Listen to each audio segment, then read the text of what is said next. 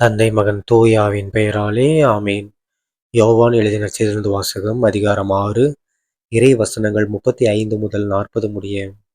அக்காலத்தில் இயேசு மக்கள் கூட்டத்தை நோக்கி, வாழ்வு தரும் உணவு நானே. என்னிடம் வருபவருக்கு பசியே இராது. என்னிடம் நம்பிக்கை கொண்டிருப்பவருக்கு என்றுமே தாகம் இராது. ஆனால் நான் உங்களுக்குச் சொன்னவாறே நீங்கள் என்னைக் கண்டிருந்தும் நம்பவில்லை. தந்தை என்னிடம் ஒப்படைக்கும் அனைவரும் என்னிடம் வந்து சேருவர்.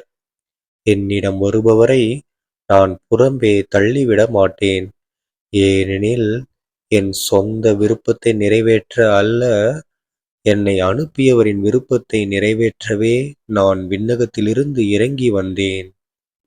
அவர் என்னிடம் ஒப்படைக்கும் எவரையும் நான் அழிய விடாமல் இறுதி நாளில் அனைவரையும் உயிர்த்தெழச் செய்ய வேண்டும். இதுவே என்னை அனுப்பியவரின் திருவுளம். மகனைக் கண்டு அவரிடம் நம்பிக்கை கொள்ளும் அனைவரும் நிலை வாழ்வு பெற வேண்டும் என்பதே என் தந்தையின் திருவுளம். நானும் இறுதி நாளில் அவர்களை உயிர்த்தெழச் செய்வேன் என்று கூறினார். ஆண்டவரின் அருள்வாக்கு. கிறிஸ்துவே உமக்கு புகழ். அன்பார்ந்த சகோதர சகோதரி, இன்று பாஸ்கா 3ஆம் வாரம், ஏப்ரல் 22ஆம் தேதி 2026ஆம் வருடம் புதன்கிழமை. இன்றைய நற்செய்தியில பாருங்க, நம்ம இயேசு கிறிஸ்து ஆண்டவர் என்ன சொல்றாரு?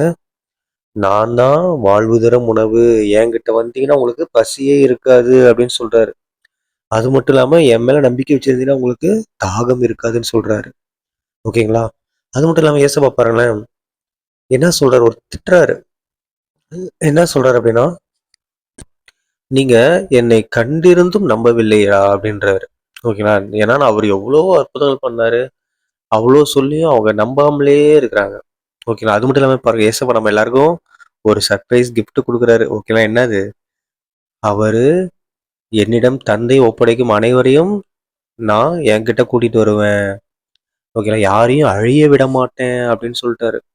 யாரையும் அழிய விடாம இறுதி நாள்ல அனைவரையும் உயிர்த்தெழச் செய்யணும். அதுதான் என் தந்தையின் விருப்பம்.